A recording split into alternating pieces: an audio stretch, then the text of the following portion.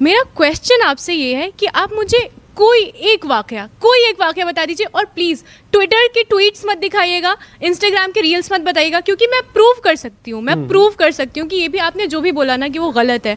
कुरान की 2, 3, 4, 5, 10 आयतें मैं अभी खड़े खड़े बता सकती हूँ आपको। प्लीज यार, क्या तरीका है यार? अभी दिस इज नॉट राइट यार, मैं नहीं कर सकता डिबेट। अभी दिस इज नॉट राइट यार, अब मैं नहीं कर पाऊंगा। हाँ एक सेकंड नहीं, ओके, मैदान छोड़ के भाग भी यही रहे हैं, सबसे ज्यादा बोले और सब तो मैदान। दोस्तों आज की इस वीडियो में बीजेपी पार्टी के प्रवक्ता शाहजाद पूनावाला का जबरदस्त तरीके से रिलाई किया गया है, और रिलाई इस कदर किया गया है कि बीच डिबेट से ही अपने बोरिया बिस्तर को समेट करके उसको भागना पड़ा। दोस्तों बात कुछ ऐसा हुआ कि जब वहां पर बैठी एक लड़की ने उनसे सवाल पूछा तो उसके पास उनके सवालों का कोई जवाब नहीं था, और अंत में वो अपने फाइल लेकर के डिबेट छोड़कर ही भाग गए। तो यह वीडियो काफी ज्यादा इंटरेस्टिंग है, तो सबसे पहले आप लोग इस पूरे वीडियो को देखिए। की बात करी, मेरा क्वेश्चन आपसे ये है कि आप मुझे कोई एक वाकया बता दीजिए, और प्लीज़ ट्विटर की ट्वीट्स मत दिखाइएगा, इंस्टाग्राम के रील्स मत बताइएगा, क्योंकि मैं प्रूव कर सकती हूँ कि ये भी आपने जो भी बोला ना कि वो गलत है। कुरान की 2, 3, 4, 5, 10 आयतें मैं अभी खड़े खड़े बता सकती हूँ आपको। अब मैं जवाब दे सकता हूँ? बिल्कुल। और मेरा एक और क्वेश्चन है आपसे। हाँ बोलिए। एक और क्वेश्चन है, आपने बोला कि पैलेस्टीन और गाजा के लिए रो सकते हैं और सावरकर साहब के लिए नहीं रो सकते हैं। आपको प्रॉब्लम इस चीज से है कि वो पैलेस्टीन के लिए रो रहे हैं, या प्रॉब्लम आपको इस चीज के लिए वो सावरकर साहब के लिए नहीं रो रहे हैं? बिल्कुल मुझे जवाब चाहिए। पर इनको बोलिए कि सुनने भी दे आपको। बिल्कुल आप बोलिए, आपको 40 सेकंड जवाब सबसे पहले तो जहां तक उन्होंने पसमानदा के डिस्क्रिमिनेशन की बात की, एक नहीं अनेकों उदाहरण दे सकता हूं मैं आपको बताता हूं, सुनिए मेरी बात। कुरान पाक में तो जाति का कॉन्सेप्ट नहीं है, परंतु आज भारत में आप मुझे बता दीजिए कि कुछ लोग अपने आप को सैयद और अशरफ मानते हैं, और जो घोसी, जुलाहा, हलालखोर, धोबी, जिन लोगों को मस्जिदों में, और मैं आपको एक नहीं अनेकों बिहार से लेकर तमिलनाडु तक सारे उदाहरण दिखा दूंगा। सुन लीजिए मेरी बात सुन लीजिए भाई, ये क्या तरीका है? Amish ji, this is not the way. Amish ji, this is not the way. Amish ji, this is not the way. Amish ji, this is not the way. Amish ji, this is not the way. Amish ji, this is not the way. Amish ji, this is not the way. This is not the way. Amish ji, this is not the way. अरे यार, ये क्या तरीका है अमीश जी? खुल्ला झूठ बोलेंगे। Challenge कर रहा हूं, एक मस्जिद में बताएं कि किसी एक मुसलमान को भी इसलिए रोक दिया गया हो कि उसकी कोई तो एक मंदिर में बताइए जहां किसी को रोका गया हो। ये बोला आपके बगल में खड़े होकर, उन्होंने तो बोलने दिया, उनको जवाब देने का अधिकार है। मस्जिद में दसियों सैकड़ों हजारों इमाम में बता सकता हूं जो किसी ऐसी जात ठीक है, ओके शहजाद, हजारों इमाम हैं, लेकिन इनको मालूम नहीं है कि जहर की खेती कार्यक्रम को यहाँ रोक दूं, या तो आप जवाब सुनेंगे लड़ाने की बात करना चाहते हैं। उस लड़की ने सवाल पूछा शहजाद पूनावाला से, और वो झूठ बोल रहे थे उस जवाब में। ठीक है, झूठ और सत्य का फैसला आप थोड़ी देर में हो जाएगा। मैं बात रख सकता हूं, और बिना हस्तक्षेप के मैं बात रखूंगा। बिल्कुल। मैं बाकी सब तो छोड़ दीजिए, ग्रेटर कश्मीर जो कि कोई प्रो बीजेपी पब्लिकेशन नहीं है, Kashmir graveyard discrimination which is supposed to be Muslim majority, वहां पर open secret that Kashmiri Muslim society is not allowing so-called lower caste Muslims to be buried there.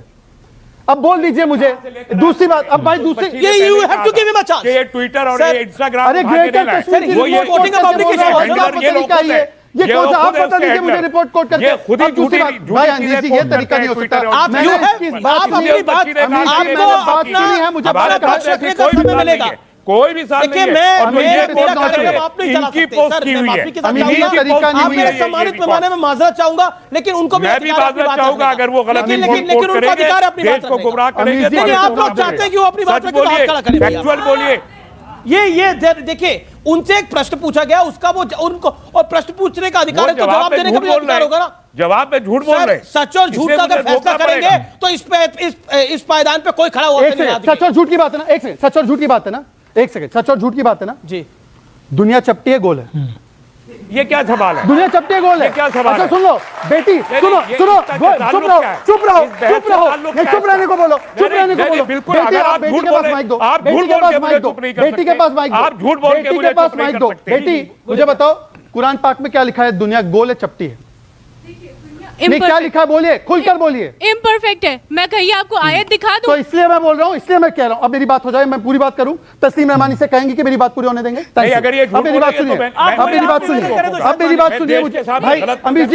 Amish ji, her debate में record बनता जा रहा है। अब देखिए, यहाँ पर दो बातें की गई। बेटी ने कहा कि गाजा में मुसलमानों के लिए रो रहे हैं, वो आपको बुरा लग रहा है या सावरकर के लिए नहीं रो रहे हैं उसके लिए बुरा लग रहा है। मुझे बेटी गाजा में मुसलमानों के लिए रोना भी चाहिए, भारत सरकार का भी स्टैंड है, हम गाजा के साथ खड़े हैं, गाजा के साथ अन्याय ना हो उसके साथ हम खड़े हैं। पर हमास और गाजा, अरे प्लीज यार क्या तरीका है यार Amish ji, this is not right यार, मैं नहीं कर सकता debate Amish ji, this is not right यार, अब मैं नहीं कर पाऊंगा अमीश जी, अमीश जी नहीं कर पाऊंगा यार, अमीश जी मैं नहीं कर पाऊंगा, please I am sorry, I am sorry, I am sorry, आई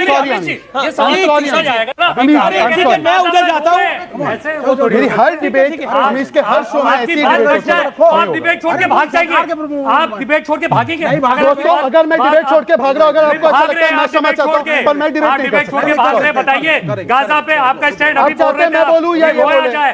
आप क्या चाहते हैं बताइए। एक सेकंड और साइलेंस शहजाद, एक सेकंड, मैं निवेदन करता हूँ, आप निशांत बैठिए। ये आज की नहीं है, ये हर डिबेट में मेरे साथ ऐसा होता है। अमीश जी अगर ये नहीं रुकेगा तो मैं नहीं कर पाऊंगा। मैंने बहुत संयम दिखाया स्वामी जी, आपको तो पता है।